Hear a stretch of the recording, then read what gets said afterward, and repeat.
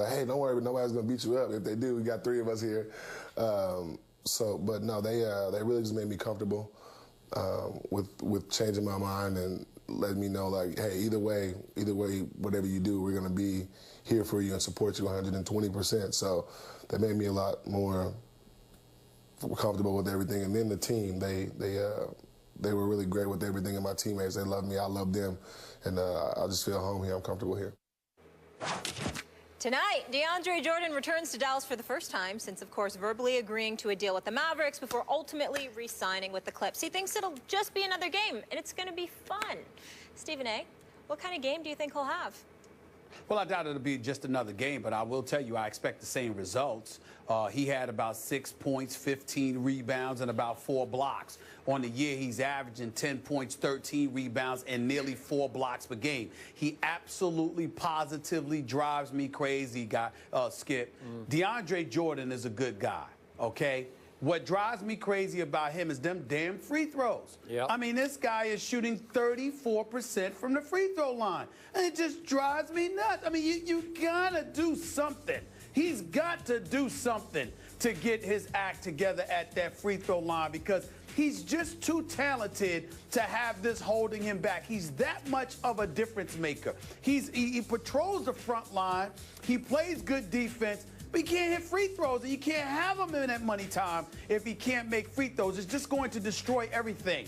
And then when you talk about him going against the Dallas Mavericks, let's pump the brakes on this for a second. We all got on DeAndre Jordan, but let's remind the world as to why we did.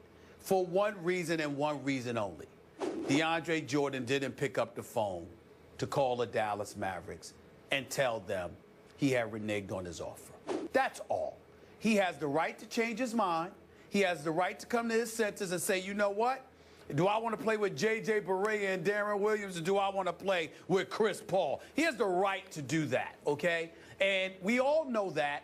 And it may not have been ideal or what have you, but there were some issues going on in L.A., and it wasn't just with Chris Paul. It was with Doc Rivers, too. But everybody made amends. Everybody came together, and obviously he had a change of heart, because that bad boy he's playing with, Blake Griffin, averaging 28, 10, and 8, by the way. Let's not forget him.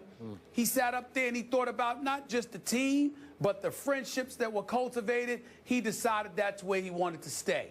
The only thing that DeAndre Jordan could be gotten on about is you got to man up, put on your big boy pants, pick up the phone, and call Cuban and them and tell them, look, I'm sorry, but I changed my mind. The fact that he wasn't able to do that, that's the stinging indictment against him, because he didn't do what men are supposed to do, but only in that regard. That's it. Outside of that, he's fine. Dallas is only going to boo you because they regret that they don't have you. Because what do they have? An agent Dirk Nowitzki, Mr. Unreliable in Darren Williams, okay? J.J. Barea can play. Chandler Parsons, ultimately, he'll get himself healthy. I mean, but they don't have much, even though they were wise to re-sign my man Rick Carlisle to that 5-year extension. Congratulations to one of the great coaches in the game. But really, they don't have much. So it's just about the Dallas fans booing him because they hate the fact that he's not with them. It's just that he could have handled it better. That's all. It's not that big of a deal. He'll get over it. Just expect to get booed vehemently. Just expect that. But outside of that, so what? He's on the visiting team. So back to Molly's question, you think he'll have a bad game or a good game? No. I think he'll have the same game. About 6, 8, or 10 points. He had 15 rebounds, had 4 blocks the last time around, but he shot 2 of 8 from the free throw line. That sounds about right for a DeAndre Jordan game. Okay, I hear you when you say he's a good guy, but I got to tell you, he is. This was an ugly situation that ensued, and I do not blame Mark Cuban and Mavericks fans, Mark, for encouraging Mavericks fans to boo with all their might tonight, because he deserves every decibel of it. He did renege, and I know he didn't pick up the phone and call Mark Cuban, but just reneging on a commitment, it was a terrible thing that happened, and I thought it revealed DeAndre's character or lack thereof in the bigger picture. I'm with you. He made the right choice. He just did it the wrong way. But in the end, now he goes back. They will boo with all their might. I would like to see Rick Carlisle put him on the free throw line at every opportunity, because you don't get nervous when you're playing defense or blocking shots or rebounding, whatever. All the things that he does best aren't nerve-wracking things. So again, he'll put up those kind of numbers. But where the nerves kick in is if you put him out there by himself and they are booing the rafters off. Yeah. Then let's see what he would do. And I think it would give these fans just a little pleasure to pull off the upset tonight, and to do so at his expense when he goes, 3 for 25 from the line or whatever it might be. I think that would be a small degree of revenge or satisfaction for those Maverick fans that got stiffed by him. Well, I tell you this, Skip, a lot of times we judge guys a bit harshly. We look at their age, and we think that defines their manhood. And sometimes that's not it. It's the experiences. And DeAndre Jordan, I believe, was never really in a situation prior to this where, he had to step up and be a grown man. And when he found himself in that situation, it was foreign territory for him. And he didn't handle it with the ease and the precision and the maturity that one would think you should handle it in. So he was called out on it because you're not supposed to renege.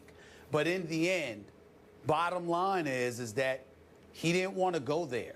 And so, the only thing that he could be condemned for is not that he changed his mind, is that you could have picked up the phone. But Mark Cuban never once said, never once reiterated that he harbored any animosity because DeAndre Jordan changed his mind.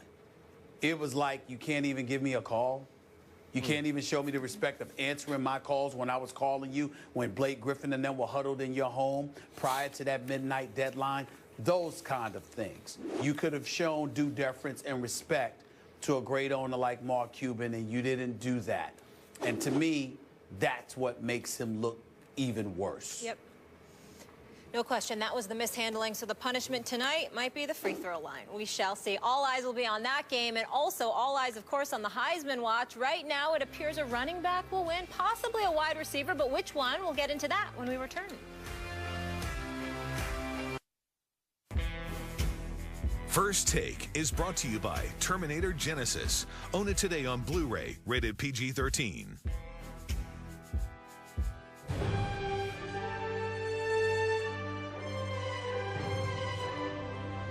Hey guys, wish I could be there to hang out with you guys at First Take today, but want to thank everyone at Westover Air Base and troops around the world for everything you guys do to keep us safe. Molly, Stephen A, Skip, what's going on, man? It's your boy Big Baby. But I want to give a special happy Veterans Day to Westover Air Force Base for everything those guys do, making this country a wonderful place. I appreciate you guys. Much respect, Big Baby. Thanks to Big Baby and Matty Ice for that. We had a blast at Westover Air Reserve Base this week, and we just want to say again, happy Veterans Day to the troops everywhere. We so appreciate you. And one last quick topic before we go. After outrushing Leonard Fournette 210-31 in Alabama's win over LSU, Derrick Henry now holds the top spot in ESPN.com's Heisman Watch. Skip, should Henry be the front runner? Stephen A., I'm going to give a slight edge right now to the little big man from Baylor, Corey Coleman, putting up monster receiver yards for an undefeated team. Would be the first receiver to win this award since our very own Desmond Howard back in 1991. Derrick Henry is right there. I think Ezekiel Elliott is making his case and is just a touch behind there and bringing up the rear, but coming on strongly is Christian McCaffrey from Stanford. Skip Bayless, I'm going to go with the Heisman Watch experts. I think Derrick Henry is #1. Obviously, Coleman can't be ignored. Ezekiel Elliott, I've been watching him, especially with the quarterback issues at Ohio State. He's definitely found a way to continue to do his thing. Yep. When I look at LSU, however, and the way we were talking about Leonard Fournette, how do we go from that to ignoring what happened when he went up against Derrick Henry? The defenses were considered comparable between Alabama and LSU.